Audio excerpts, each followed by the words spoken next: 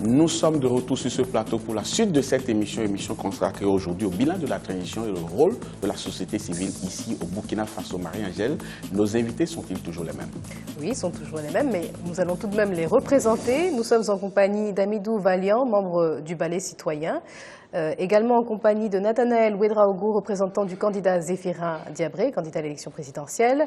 Mamadou Cabré est également sur ce plateau, il est député du CNT, et Bassolma Bazier est secrétaire général de la CGTB.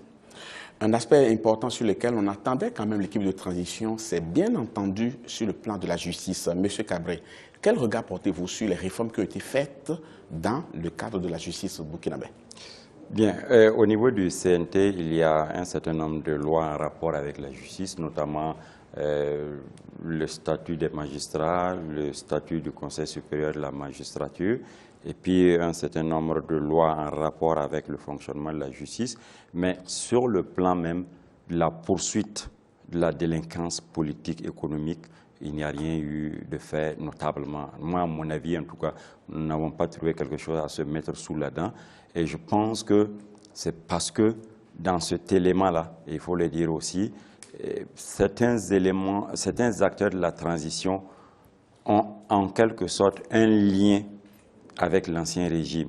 Et même que d'autres acteurs qui sont en train de se débattre comme un beau diable pour prendre les commandes de l'État ont eu un lien avec l'ancien régime. Et donc, au risque d'éclabousser certains acteurs, et donc qui vont être aussi inéligibles comme ceux qui ont été exclus par le code électoral, bon, on a préféré laisser les choses en l'état, ce qui, de notre avis, au prix de la NAIA, ne nous satisfait guère et on aurait aimé aller jusqu'au bout. Et c'est pour cela, lors de la conférence de presse tenue le 15 octobre 2015, à l'occasion de l'assassinat du capitaine Thomas Sankara, nous, partis sankaristes, nous avions dit qu'on aurait aimé voir la transition juger certains gourous de l'ancien régime et également les acteurs du coup d'État pour que enfin nous puissions avoir déjà une piste qui est tracée. Ça n'a pas été le cas. Monsieur Valiant, trouvez-vous qu'il y a eu deux poids, deux mesures dans justement le traitement de cette justice au Burkina Faso? Ouverture de certains dossiers, Thomas Sankara, même état généraux de la justice, mais par contre d'autres restés fermés.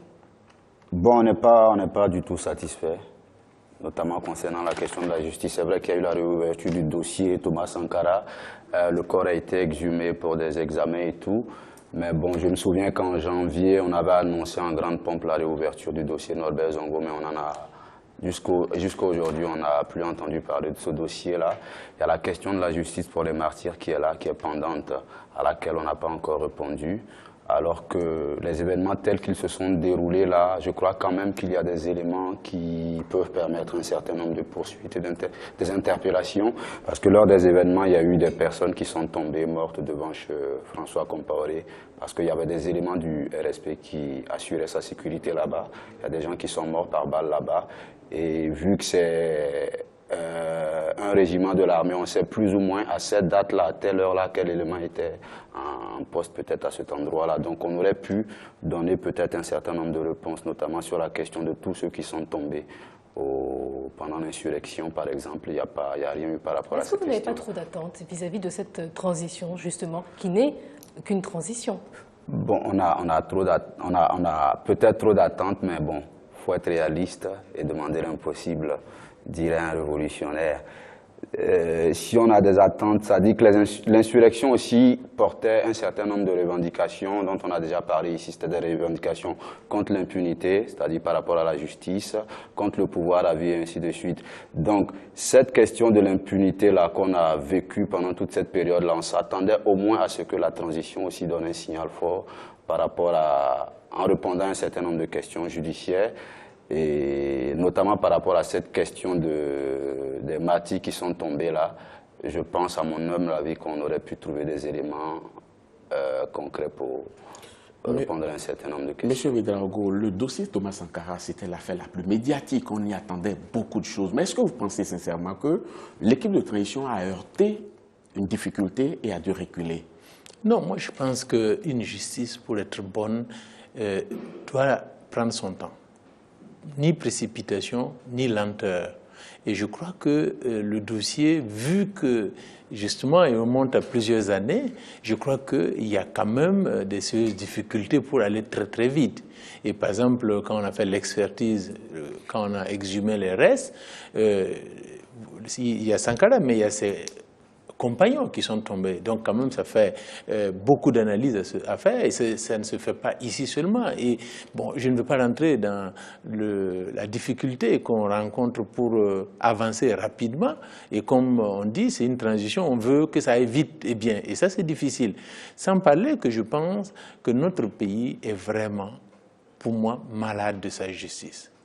Pendant 27 ans, vraiment, le système Blaise a mis à mal notre justice. Ce qui fait qu'il y a eu justement des assises nationales pour remettre à plat tout cela. Et de ça est issu des recommandations et une mise en œuvre actuellement qui va commencer sûrement avec vraiment ceux qui seront élus. Et à savoir, Zéphirin Diabré a dit qu'on ne pouvait pas continuer à faire de ce pays un pays développé, un pays qui avance, que si sa justice est remise sur les rails. C'est pour cela qu'il dit que dès qu'il sera élu, il y a une nouveau mise à plat de la justice, comme on dit, pour déjà remettre les instruments. Vous savez qu'on fonctionne justement avec des textes. Et ces textes-là n'ont pas bougé ou ont bougé de manière à laisser échapper les délinquants. Nous avons vu le procès Guiraud qui a abouti rapidement. Mais quand on a vu la condamnation, tout le peuple a crié, mais c'est pas possible que quelqu'un qu'on a trouvé des milliards sous son lit, etc., il s'en sorte même en payant même pas ce qu'on a trouvé sous son lit là. Ça veut dire que bon, vous pouvez détourner 2 milliards, on vous fait payer 150 millions et puis vous gardez le reste. Alors que c'est les textes qui le disent et le magistrat ne fait qu'appliquer les textes. Donc ça veut dire qu'il faut que nous allions, une fois élus, au fond des choses pour remettre justement notre justice au niveau avec l'attente de notre peuple. Merci, M. Ouédraogo. Je vais poursuivre sur le même aspect avec M. Bazier par rapport à ce qu'a dit un de vos compatriotes lorsqu'on a décidé d'exhumer le corps de Thomas Sankara, l'ancien président, où il disait non, Thomas Sankara est mort avant d'être enterré. Il ne s'agit pas de faire de la diversion, disait-il. Ça, c'est celui qu'on appelle le lion qui disait exactement ceci. Il dit pourquoi on va exhumer le corps? Qu'on l'a tué avant de l'enterrer. Pourquoi on ne va pas prendre ceux qui étaient là au moment où on l'a tué, pour leur poser des questions et on court pour aller exhumer le corps? Est-ce que ce n'est pas peut-être lui qui avait raison? Parce qu'en fin de compte, tout le monde avait sauté de joie, on a exhumé le corps, on connaîtra la vérité tout de suite. Aujourd'hui, le temps passe, on est toujours là. Hein? Mais voilà pourquoi je dis que l'avenir d'un pays et l'histoire d'un pays et les leçons qu'on tire ne doivent pas se faire avec état d'âme. Et c'est ce qui a fait que le premier discours qui a été tenu par le président de la transition, indiquant qu'il allait tout faire pour que ce dossier avance et que d'un maître du prince, il allait faire exhumer les restes, ainsi de suite, il y a eu des hommes politiques qui ont applaudi. La presse est venue le lendemain nous demander, nous avons dit, nous n'applaudissons pas des discours politiques. Nous applaudissons des faits sur le terrain. Et l'histoire commence à nous donner raison. Nous le disons, oui, non. Oui, mais il y a la volonté, mais ici, comme je l'ai dit, l'analyse que j'ai faite en relation avec la sécurité dans un pays, tout est lié. C'est une justice d'un système. Et dès lors que le système lui-même est toujours en place et qui n'a pas été totalement déraciné, il ne faut pas qu'on croie que tout pourra aller aussi simple comme on le veut. La qualité de la justice et la qualité de tout ce que nous revendiquons et l'amélioration dépendra de la mobilisation et de la vigilance du peuple. Mais répondez à ma question maintenant. Est-ce que la justice burkinabé a été une difficulté et n'a pas pu avancer sur le procès Thomas Sankara? On ne parle même pas du procès Thomas Sankara. Le procès Thomas Sankara, je pourrais dire même que c'est parti très loin, il faut aller exhumer. Et les martyrs qui sont tombés ou des balles ont été retrouvées sur ces corps. Ça, c'est plus près. Pourquoi la justice n'a pas bougé? Ça, c'est un exemple qui indique que dans notre pays, et tel que les choses avancent, il n'y a pas de justice. Et voilà pourquoi aussi nous interpellons les acteurs pour dire que dans une nation, il faut éviter, quand on sait qu'on a les manettes de l'avenir des générations à main, il faut éviter de se mentir soi-même. Parce que quand des acteurs politiques, quand des acteurs religieux, à tous les niveaux de l'administration, chacun a sur les lèvres la paix, la paix, la paix, la paix ne se décrète pas. La paix est une conséquence de la justice. Le même général Gilbert Diendéré, il a intervenu bien avant que le régime de sécurité présidentielle n'ait été dissous. Et nous avons fait une émission au niveau de la radio nationale où sa conclusion était d'interpeller le peuple burkinabé à faire en sorte à ce qu'il y ait la paix, parce que sans la paix, on ne pourra pas avancer. Mais ce jour, je lui ai répondu que, mon général, je suis désolé. Ce qu'il faut d'abord, c'est la justice. Celui qui ne sème pas les germes de la justice ne peut pas récolter la paix. Donc, sur cette base, on n'ira pas même vers les anciens dossiers pour indiquer que la justice ne bouge pas. Voilà les martyrs des 30 et 31 octobre. Voilà les martyrs du coup d'État du 16 septembre. Qu'est-ce qui en a été fait? Donc, il y a une question d'abord d'indépendance. Je tiens bien à ce terme. Il y a une question d'indépendance parce que, même quand vous prenez le dossier Thomas Sankara, effectivement, quand on analyse au fond, au vu des informations qu'on reçoit, c'est comme si le crime n'a pas été perpétré uniquement à l'intérieur. Si ça n'a pas été perpétré à l'intérieur, à qui ce crime a-t-il profité, même jusqu'à l'extérieur? Est-ce que toutes ces tentacules-là, ceux qui sont à la terminaison de ces tentacules, ont-ils véritablement intérêt à ce qu'il y ait justice? C'est là la question. Je vais poser la question à M. Cabré. Est-ce que vous aussi vous partagez cette interrogation? Est-ce que vous avez le sentiment qu'il y a une justice à deux vitesses au Burkina Faso? Est-ce qu'il y a eu trop d'effets d'annonce dans ce dossier Sankara qui finalement est retombé après quelques mois? Je dirais même que ce n'est pas simplement deux vitesses, mais plusieurs vitesses. Quand c'est en impliquant des puissances étrangères, on ne dit rien. Parce que ce que nous savons, moi à l'époque j'étais CDR à l'université, il y a eu des forces étrangères qui ont participé à ce coup d'État. Il y a eu des pays qui ont donné des renseignements et des moyens financiers pour que le capitaine Blaise Compaoré et le lieutenant Gilbert Guinguéré à l'époque puissent perpétrer le coup d'État. Est-ce qu'on voudrait dire la vérité par rapport justement à ces implications avec le coup d'État? Également, comme je l'ai dit au cours de la première intervention sur cet aspect de la justice, vous le savez bel et bien, M. Blaise Compaoré était au pouvoir depuis le 15 octobre 1987. Des gens l'ont accompagné et ensemble, collégialement, ils ont posé des torts et des travers au peuple burkinabé. Et si ces acteurs-là, à un moment donné ou à un autre, ne se retrouvent plus dans ce camp et sont en train d'aller dans l'action politique, également, on craint de les éclabousser et on ne parle pas de dossier. Sinon, si on doit ouvrir tous les dossiers comme on l'a demandé, si on doit élucider un certain nombre de faits, il y a des gens qui tomberont sous le coup de l'inéligibilité parce qu'ils seront poursuivis par la justice burkinabé. Donc, il n'y a pas véritablement un effort qui est fait dans ce sens-là. Et même que sur certains dossiers connus qui n'impliquent pas forcément des hommes politiques, par exemple dans le monde des affaires, il ne fait pas d'effort pour résoudre quoi que ce soit. On a tendance à dire que c'est celui qui va venir qui va le faire. C'est comme si on disait, bon, le nouveau chef va résoudre le problème de la sorcellerie, alors que le nouveau chef a pour belle-mère la sorcière du village. Très belle image, hein, M. Cabré. Monsieur Valien, il y a quand même un fait qui est à l'actif de l'équipe de transition, c'est l'opération Main Propre qui a été menée.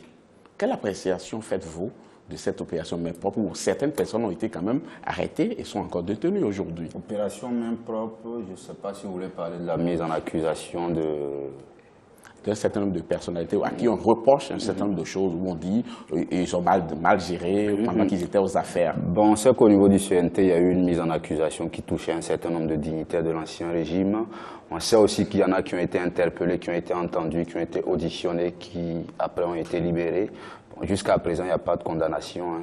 Donc pour nous, il y a des gens qui sont détenus quand même. Qui sont détenus, au moins 4 personnes. Voilà, qui ont servi quand même à des postes très importants. Il y a des ministres, d'anciens ministres, qui sont aujourd'hui en prison. Ça, bon, c'est à l'actif du mais pour le moment, il n'y a pas de verdict. Sinon, pour... Donc vous attendez le verdict d'abord avant d'apprécier le fait quand même qu'on les ait mis on a été témoin du verdict du procès de Guiro dont il parlait tout à l'heure. Oui. Donc on ne veut pas de procès à la Guiro, on veut que la justice qui sera rendue là soit une justice qui réponde vraiment aux attentes des populations.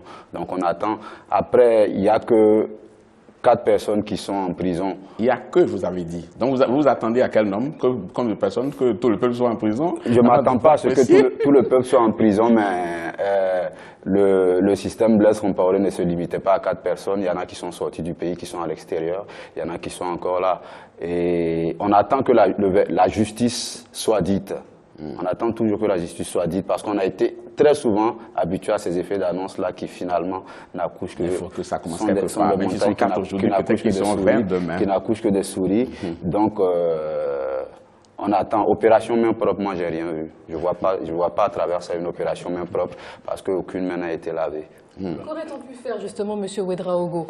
Est-ce qu'il fallait interpeller en masse? Est-ce qu'il fallait mettre des dizaines, des centaines de personnes en examen, lever un certain nombre de procès pour satisfaire les attentes de M. Balian, par exemple?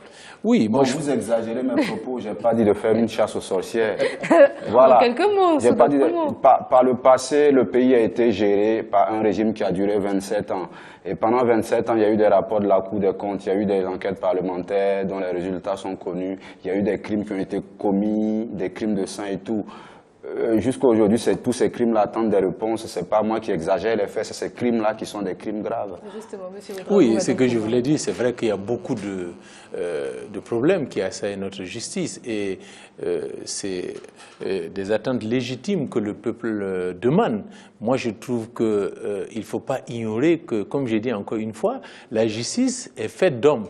Est-ce qu'on a assez de juges pour ouvrir tous les dossiers? Parce qu'en fait, souvent, quand on parle, on a l'impression que le Burkina, par exemple, nous avons 3000 juges capables de se saisir de, je ne sais pas, 6000 dossiers. Mais je pense que quand même, à un moment donné, on est confronté à une limite réelle des capacités humaines et matérielles de la justice burkinabé. Et moi, je pense que c'est vrai que on peut dire aujourd'hui, en citant simplement, si on prend simplement les rapports qui ont été produits depuis plusieurs années par donc l'institution en charge du contrôle supérieur de l'État, c'est ce qui est dirigé aujourd'hui donc par voilà, Luc Marius, Ibriga qui est un insurgé. Rien que les dossiers qui figuraient, je vous affirme qu'on peut mettre près de 200 personnes à la MACO, c'est la maison d'arrêt de correction de Ouagadougou. Mais non, voilà, on n'est pas dans l'exagération. Mais est-ce que la justice peut en même temps instruire autant de dossiers? Donc pour nous, c'est vrai qu'on demande encore une fois, je pense, hein, c'est comme je dis, le tribunal militaire. Si on regarde bien sa composition, le nombre de juges qui est dans ce tribunal militaire, et quand on voit le nombre de dossiers qui y arrivent, on se rend compte qu'à un moment donné, effectivement, même si la volonté y est, mais encore, je soupçonne, comme a dit M. Cabré, quand même des velléités de ne pas mettre tout le monde sous la même chose de justice. Et ce que notre président a dit, et ce qui Mara Moré, nous avons appelé justement à ne pas arrêter les voleurs teint clair et laisser les voleurs teint noir. Parce que, en fait, ce pays était géré depuis 27 ans. Il y a des gens qui sont partis depuis 26 ans. Mais on ne voit aucun de ceux qui sont partis pendant 26 depuis. Ils ont fait 26 ans. En un an, on n'a rien à leur reprocher. Alors qu'on sait qu'ils étaient au cœur du système. Ça montre encore une volonté. En fait, bon, je pense que les syndicalistes ont dit il y a parfois du courage qui manque. Et je pense que la légitimité qui va venir avec cette élection va permettre, en tout cas, si c'est M. Zéphirin Diabré qui est élu, de faire tolérance zéro à l'impunité et à la corruption, c'est dit dans son programme.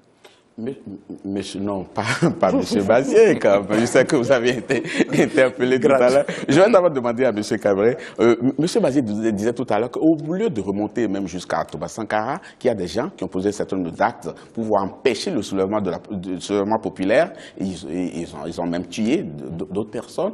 Et que devrait faire celui qui sera élu prochainement par rapport à ceux-là? Faudrait-il qu'ils les prennent tout de suite, ou bien qu'on aille commencer par les vieux procès d'abord, le Thomas Sankara et autres, avant d'aboutir à ce qui s'est passé récemment? Je dirais que ce serait fonction de l'état d'avancement du dossier et de la disponibilité des preuves. Et peut-être aussi la réclame populaire. Si on réclame que tous ceux qui ont trempé, par exemple, dans l'affaire Norbert Zongo ou Thomas Sankara passent à la barre, ben, on activera ce dossier en priorité. Mais si on dit historiquement de suivre la chronologie ou alors de se contenter d'un certain montant au niveau des détournements, ben on procédera ainsi. Mais moi, de mon point de vue, si notre équipe est aux affaires, moi je dirais de voir les dossiers pour lesquels la justice pourra solutionner la question de l'unité nationale. Parce qu'il y a des éléments sur lesquels, les dossiers pour lesquels, que ce soit le dossier Thomas Sankara, les élèves de Garango de Bossé ou le dossier Norbert Zongo, pour lesquels, tant qu'on n'aura pas résolu cela, il y a toujours deux parties du peuple qui se regardent en chien de faïence. Ça ne va pas dégénérer jusqu'à l'affrontement, mais en tout cas, il n'y a pas une forme, j'allais dire, d'apaisement qui s'opère là-dedans. Donc il faut évacuer ces dossiers-là pour que le peuple soit un et maintenant voir les indélicats progressivement pour avancer. Monsieur Bazier, est-ce que la justice pour tous n'est pas quelque part utopique? Parce que c'est ce qu'on attend véritablement du prochain président élu. Oui, mais la justice pour tous, ça dépend du système dans lequel on est et quelle vision on a de l'avenir du pays. Et je le dis d'autant que dès lors qu'on est dans un système tel que nous y sommes actuellement, où il n'y a pas de séparation nette des pouvoirs, où le président du Conseil supérieur de la magistrature, c'est le président de l'exécutif, le président du FASO, mais il est clair qu'à un moment donné, qu'on le veuille ou pas, il y ait une intrusion malsaine des politiques sur le champ judiciaire, ce qui ne devait pas l'être. Et c'est ça aussi qui a conduit, par exemple, au cas du dossier Guiraud, où je relève un peu que ce n'est pas parce que les textes ne permettraient pas de punir. Je prends un seul exemple. Le Code pénal a dit que dès lors qu'un élément est reconnu comme cas de fraude ou de corruption, l'amende doit être le double de la valeur qui a été reconnue. Dans le dossier Guiraud, 900 millions ont été reconnus comme effectivement cas de corruption. Donc, ça veut dire que la peine qui devait être administrée à Guiraud, c'était 1,8 milliard. C'est 900 millions seulement qui ont été récupérés. Donc il y a de la négligence et un manque de courage. Ce n'est pas seulement les textes qui manquaient. Deuxième élément, il y a l'AJT, l'Agence judiciaire du Trésor, qui a été envoyé lui seul pour défendre l'État, comme si l'État n'était pas dans un besoin de récupérer son argent qui a été détourné. Voilà pourquoi au niveau des syndicats, nous disons que si l'État a tellement de l'argent à dilapider et en n'est pas poursuivi pour récupérer là où il y a les preuves qu'il y a son argent perdu, mais que nous, qu'on satisfasse à nos revendications.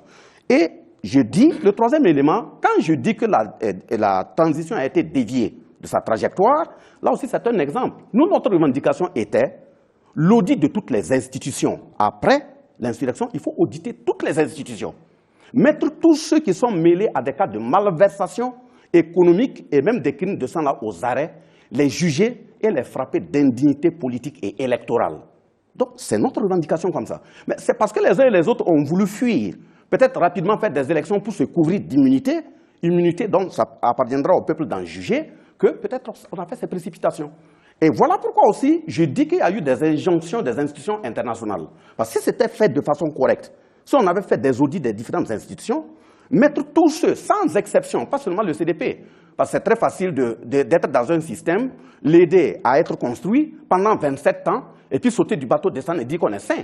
Non, nous, on ne voit pas ça comme ça. Quel que soit l'élément et quel que soit le camp auquel il appartenait de faire des audits et mettre tout le monde aux arrêts et les juger, avant même de parler de questions d'élection. Si vous êtes frappé d'indignité politique et électorale, mais tu ne peux pas être candidat, tu ne peux pas être député. Mais tel qu'on est en train de précipiter les choses à aller, mais c'est la justice encore du système. Il faut rapidement faire en sorte à couvrir ce que les États impérialistes vont vouloir avoir comme candidat pour mieux manipuler. Il faut aller très vite.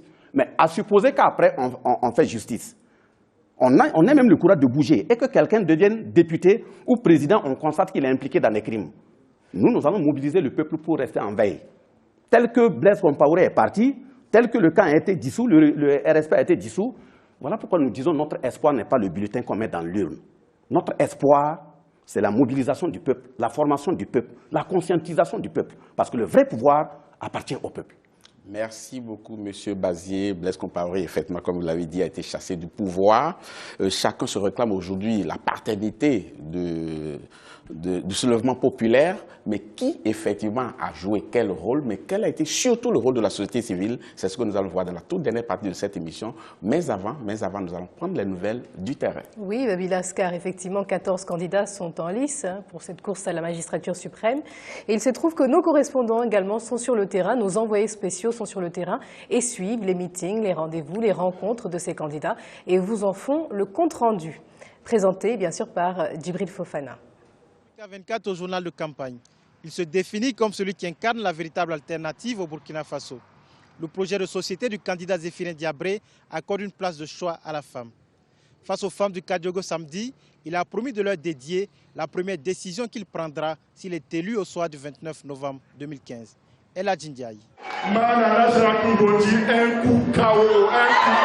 Un coup KO est le slogan du leader de l'UPC face aux femmes de Kadiogo. En meeting dans l'espace atelier du théâtre burkinabé, Zéphirin Diabré a promis de remporter les élections au premier tour et de revoir aussitôt les conditions de vie de ces femmes.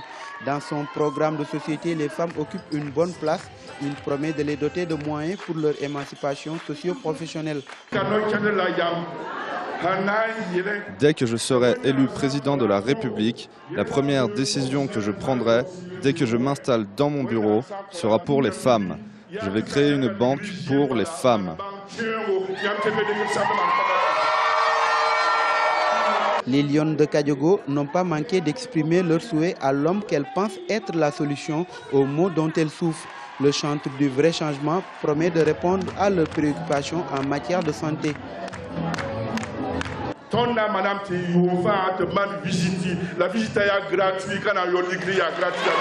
La situation des femmes me préoccupe au plus haut point. Dans notre projet de société, nous prévoyons la gratuité des visites médicales pour les femmes chaque année. La maternité et les premiers soins pour les enfants seront totalement gratuits. Zéphirin Diabré continue sa quête d'électeurs dans les différentes localités du pays. Il compte beaucoup sur le soutien des femmes pour briguer la magistrature suprême au soir du 29 novembre.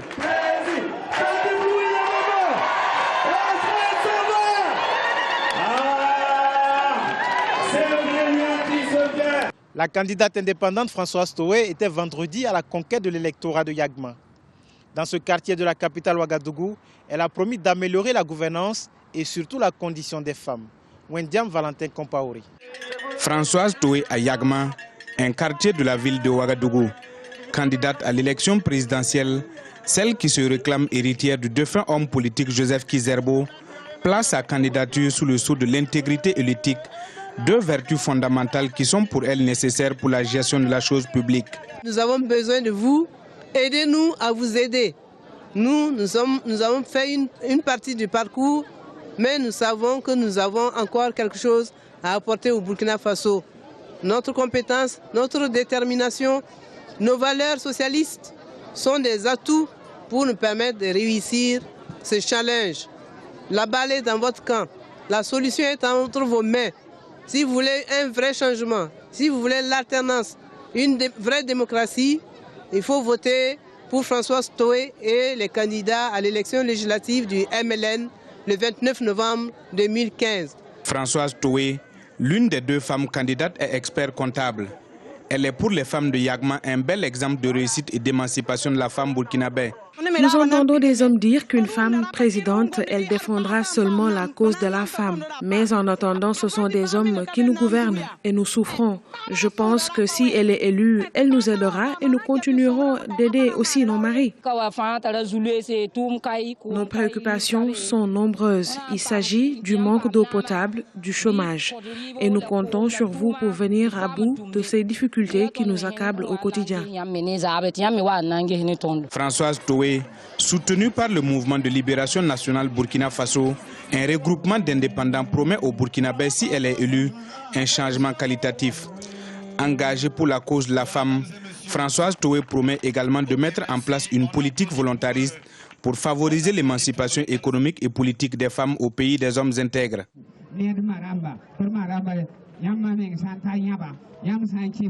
Au niveau du MPP, le mouvement du peuple pour le progrès, la question de la femme est aussi une priorité. Le candidat Roch-Marc Christian Kaboré a promis de doter les femmes d'instruments pour leur émancipation socio-économique. Wendiam Valentin Compaoré. À Tinkodogo, dans le centre-est, le candidat Roch-Marc Christian Kaboré sonne le rassemblement. À la conquête de l'électorat de cette localité, il a tenu un meeting de campagne. Objectif, expliquer son programme de société dans une région qui connaît un fort taux d'immigration et qui regorge d'énormes potentialités agricoles. Il promet aussi le partage des fruits de la croissance s'il est élu au soir du 29 novembre 2015.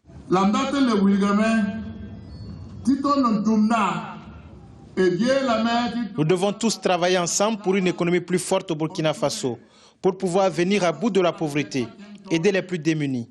Fini donc la politique où pendant 27 ans, ils ont travaillé à leur seul profit. Maintenant, nous devons tous travailler pour le bien-être de tous, en ville comme en campagne. Dans son programme de gouvernance, il compte mettre en place une banque qui financera les petites et moyennes entreprises et toutes bonnes initiatives de la part de la jeunesse et des femmes. Un projet de société qui suscite l'adhésion de 17 partis alliés. Que veulent les femmes? Les femmes veulent de l'eau. L'eau potable. Roch Marc Christian Kaboré est la solution. L'eau est déjà là. Que veulent les jeunes du centre-est? Les jeunes veulent de l'emploi. Les jeunes veulent travailler. Roch Marc Christian Kaboré est la solution. Le travail est là. Que veulent les anciens? Les anciens veulent la paix et l'alimentation. Roch Marc Christian Kaboré est la solution. L'alimentation et la paix est là. La sécurité est Roch Marc Christian Kaboré. Candidat à la magistrature suprême pour la première fois, ce transfuge du CDP, le Congrès pour la démocratie et le progrès, ancien parti au pouvoir veut un nouveau contrat social, un retour à l'intégrité, en somme, bâtir ensemble un Burkina de démocratie et de progrès économique.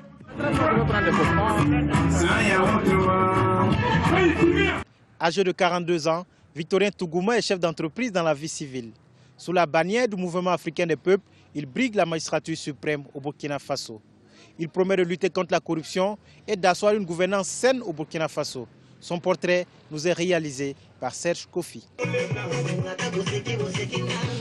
Le Burkina Faso patauge dans le sous-développement depuis son indépendance et il faut trouver des solutions à cet état de fait. Tels sont les propos tenus par Victorien Bernabé Tougouma, le candidat du Mouvement africain des peuples, lorsqu'il annonçait sa candidature à l'élection présidentielle en juin dernier à Ouagadougou. À quelques jours de la tenue du scrutin, il n'a pas changé d'objectif. Son combat pour le Burkina Faso est de mettre fin à l'impunité. Son ambition, bâtir un Burkina Faso nouveau, digne et exemplaire. J'aime ce pays qui est le Burkina Faso et qui va mal. Donc chacun doit pouvoir apporter sa petite contribution. La première contribution, c'est de se battre pour la paix et la stabilité de ce pays. À travers un programme de société développé en 7 points, Victorien Tougouma milite pour une justice indépendante, la dynamisation des secteurs productifs et la création des services sociaux accessibles à tous. Pour le candidat du MAP, il faut impérativement réduire le train de vie de l'État et ce sera sa première décision une fois élu au soir du 29 novembre. La première décision, c'est de réduire de 30% le salaire du président, des ministres, des députés et des présidents d'institutions pour qu'on puisse remettre cela dans le développement de la santé et de l'éducation. La deuxième mesure, c'est de créer 2 tribunaux spéciaux. Un premier tribunal spécial qui va s'occuper des crimes de sang impunis, le président Thomas Sankara, Norbert Zongo, Dabo Boukari et bien d'autres. Et le deuxième tribunal spécial, c'est de traquer tous les crimes économiques de notre pays pour qu'on récupère ces fonds-là et les mettre là où ils devaient être, c'est-à-dire servir au développement de notre pays. Victorien Tougouma a milité dans le secteur associatif. Il a été président de la Jeune Chambre économique et dirige une entreprise dans le secteur logistique. Pour lui, la classe politique locale a échoué, d'où l'urgence de la venue d'un homme nouveau au sommet de l'État burkinabé. Merci d'avoir suivi ce journal de campagne depuis Ouagadougou au Burkina Faso. Restez en compagnie des programmes d'Africa 24.